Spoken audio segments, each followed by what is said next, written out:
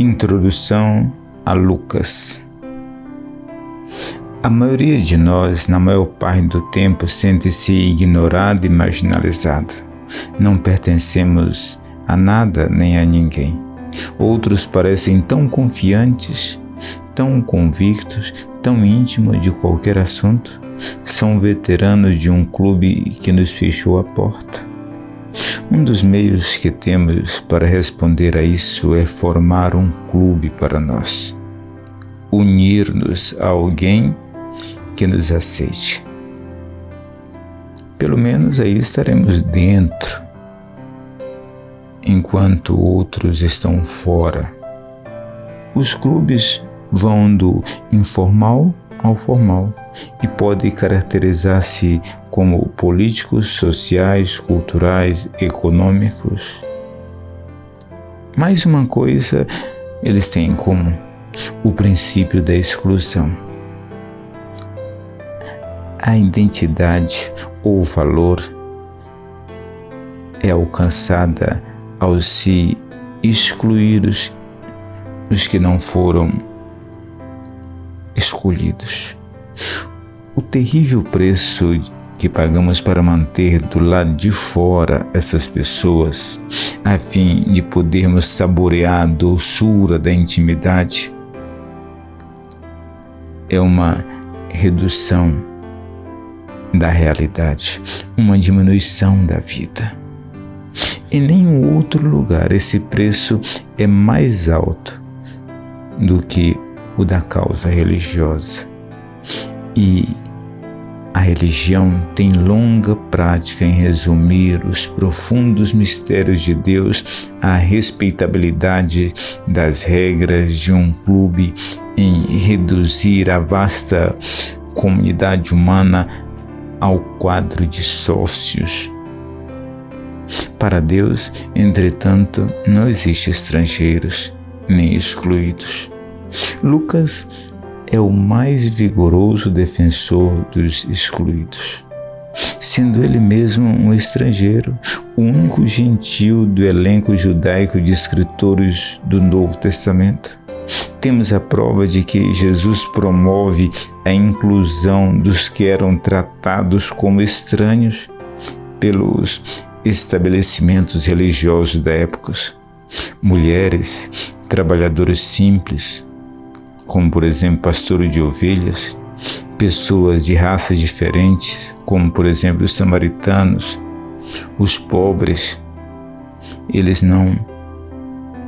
não aprova a religião em formato de clube. Ao ler o relato de Lucas, nós que nos encontramos do lado de fora, em busca da vida, sem nenhuma esperança de conseguir entrar. Quem já não se sentiu assim? Deparamos com as portas escancaradas. Fomos achados e acolhidos por Deus em Jesus. Lucas recebeu boa instrução na Grécia e era médico. Ele tinha uma mente organizada e senso literário. Foi um dos companheiros na fé mais próximo de Paulo, na proclamação da palavra de Deus entre os gentios, e escreveu em grego simples para que todos pudessem compreender seu texto, não apenas os de melhor instrução. É possível que ele tenha sido levado ao judaísmo alguns anos antes de a mensagem ter chegado à sua terra natal. Provavelmente Antioquia, na Síria, ou Filipos, na Grécia. Lucas enviou sua obra em 2 volumes, este relato da vida de Jesus e o livro de Atos, a Teófilo, nome que significa amigo de Deus.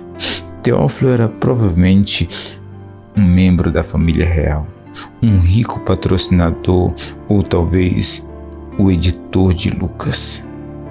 Mas ele também deu apoio a muitos pagãos tementes a Deus, termo judaico para os pagãos que eram atraídos ao judaísmo. E há cristãos recém-convertidos de todas as classes sociais que queriam conhecer a história de Jesus. Por volta de 6 a.C. a 30 depois de Cristo, quando César Augusto se tornou o primeiro imperador, em 27 depois de Cristo, ele pôs fim às guerras civis que infestavam os territórios romanos. A Pax Romana, a paz romana, havia sido estabelecida e o altar da paz foi construído na capital. Após a extinção dos piratas e dos inimigos saqueadores, os romanos tornaram possível o comércio no nível nunca antes conhecido. Quando morreu por volta de 14 depois de Cristo, Augusto foi endeusado por meio de títulos como Salvador do mundo. Mas a versão oficial da paz terrena não incluía todos. Na orla do império havia mais derramamento de sangue do que antes. As dissidências em províncias como a Judéia era suprimida com brutalidade. Um romano chamado Tácito escreveu um relato sobre a conquista da Britânia, a Grã-Bretanha, que registra um comentário do comandante britânico: saquear, esquartejar, roubar.